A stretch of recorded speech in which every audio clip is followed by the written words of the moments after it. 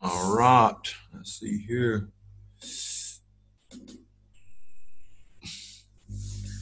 That's Bill. That's Will.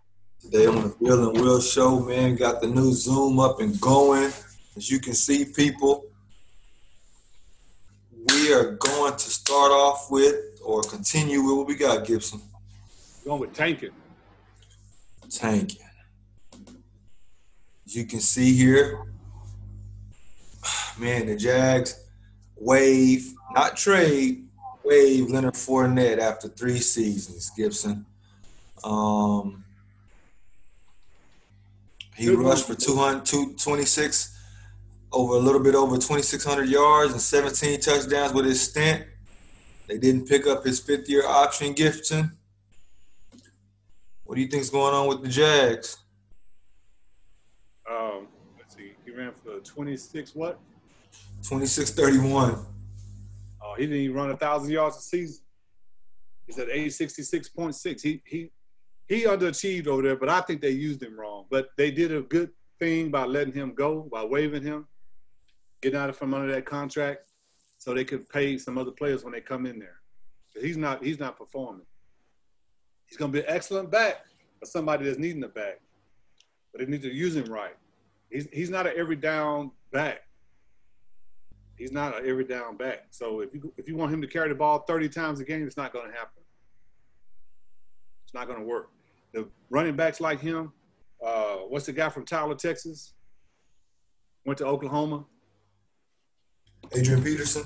Adrian Peterson. Backs. Him and Fournette, they're the same type backs. That doesn't translate well in the NFL. So Adrian Peterson didn't translate well in the NFL? No, he didn't. What are you talking about? He's still out there running today. What are you talking about? Adrian Peterson is one of the best running backs ever in the NFL. No, he's not. He's going. No, he's not. If someone continues to pick him up, he's going to break Emmitt Smith's record. What are you talking about, Gibson? He's not. You don't know? Do you know who Adrian Peterson is? Of course, I know who Adrian Peterson is. He's still running today. He was Gibson. He broke the record in the NFL for rushing yards, over 2,000 yards in a season. What are you talking about, Gibson? He didn't. No, he didn't. He didn't break the record, but he was close to doing it. He ran for over two. Eric Dixon has the record. He ran for over 2,000 yards in one season before. 5 yards. No, he ran for 2,000 yards in one season. You know that, right, Gibson?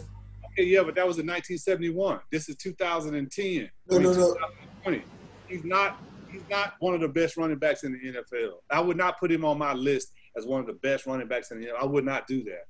And I don't think anybody that's a football person will put him in one of the greatest running backs in the NFL history. It's not going to happen. Now, he was a strong, powerful. He ran with a lot of emotion and intensity, yes. But, it didn't get him anywhere. He got close one year, and had he got that rushing record, he might be considered one. But it only happened one time. It only happened one time, and ever since that time, and even before that time, he was just an average back. He wasn't a game breaker. I think we got the wrong person. No, we talking about the right person. He went to Oklahoma. Then he went from Tyler, Texas. Went to Oklahoma, got drafted, but you know what? It's not translating. Like Derrick Henry, for an example, he came into the league. He's a downhill, bruising running back. Now, he's 6 feet tall. 200 and some odd pounds. This dude is a monster, man, and he's difficult to deal with. But the offensive line that he got over there at Tennessee, golly, man, he's running for 5 yards before they even touch him. And he's going downhill. He's difficult to deal with. But guess what? They had backs like him, Jerome Bettis, that Nigerian nightmare that played for the Kansas City Chiefs. At some point, they're going to stop that because they're going to stack the line. Now, the reason they couldn't stack the line against Tennessee, they had a heck of a quarterback back there from Texas A&M, Ryan Tannehill. You heard of Texas A&M? You just confused me when you said AP wasn't one of the best running backs in the. He's not one of the best running backs in the NFL. And I know you're Googling it right now and you see what I'm talking about. Because had you seen that he was one of the best, you would have jumped in there and said, no, he's ranked number 3, 4, 5, or 6 best running backs in the NFL, and he's not.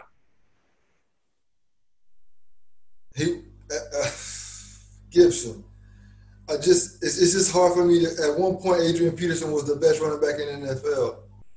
Probably when he first came, the second year maybe.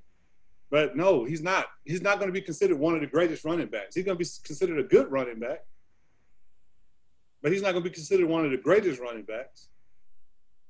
I'm looking at his stats right now. I can see where you can say that. Take my word, man. This is what I do. I'm an NFL analyst. I'm a sports analyst.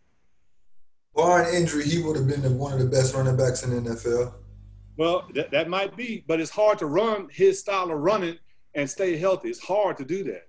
You're running too physical. You're looking for too much contact. You're going to get concussions. You're going to get sprained ankles. You're going to get pulled hamstrings. You're going to suffer a lot of injury. You're going to get bruised up shoulders. Look at Emmitt Smith.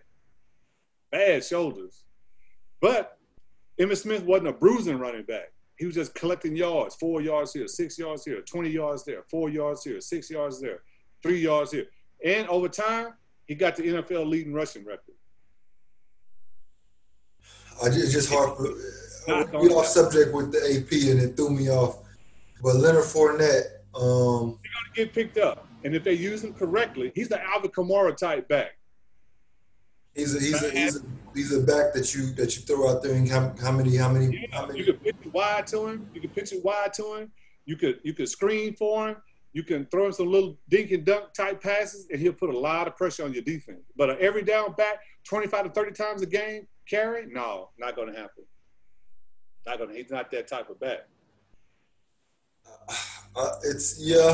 Coming out of LSU, he was inconsistent. He would have some games where you were like, oh my God. And then you would have some games like, damn, did he even play? You know, so the inconsistency there tells me maybe there's some off the training type of problems with him. Maybe there's some dedication problems with him. No, I think they just used him wrong. Well, what do you say about LSU? They used him wrong also? No, they used him right, but LSU had a good football program at the time. Had a decent football. He was inconsistent with LSU also. Well, I mean, the style that he plays, that hard, physical bruising, it's hard to stay healthy like that. It's hard because every play is like you hitting a Mack truck. It's hard to play like that. He's got to slow that down and know when to use that and know when not to use it. Where do you see him go? If it's 1st and 10, you don't need to run the ball like that. Just step out of bounds. What do you see a good fit for him? Step out of bounds. Huh? Where do you see him going? Where do you see a good fit for him then? I don't know, man. I don't know. I was thinking somewhere like Green Bay, maybe Seattle, maybe San Francisco. They got a good back up there already, combination type of back. If you want to give him the ball, maybe 15 times a game, 12 to 15 times a game. Yeah, see, now he's going to thrive in that situation. And they don't all have to be running plays. They could be screens, they could be dunks, and they could be pitch outs. So if you give him the ball 12 to 15 times in that scenario, he's going to thrive in that. So you don't see this as you don't. If he went to Tampa Bay, he would thrive in that system. You don't see him. What about Houston? Houston doesn't have a good offensive line. He's going to get hurt there. So you don't see this. You see this as a good move for Jacksonville. It's not a part of their tanking situation. They got rid of a lot of money, and they're making space for more impact players. I don't think it's a lot of money. I think he's on his rookie deal. But you have to pay him. You have to pay him eventually, but he's not producing that type of money. I think so. Like you said, he hasn't ran for 1,000 yards, and we all know in the early seasons of your careers where you produce the most as running backs. Running backs come into this league and they hit the ground running. No pun intended, but exactly. He didn't. He hasn't, and it showed a lot. So hopefully the Jags will be we'll find out what the Jags are doing. I think like I said, I think the Jags are tanking for Trevor, and tanking for Trevor. I don't think this is a situation to where this is something that needed to happen for them just because of you can't commit to this guy right now after what he gave you in the first 3 seasons. I believe that 100%. They did the right thing.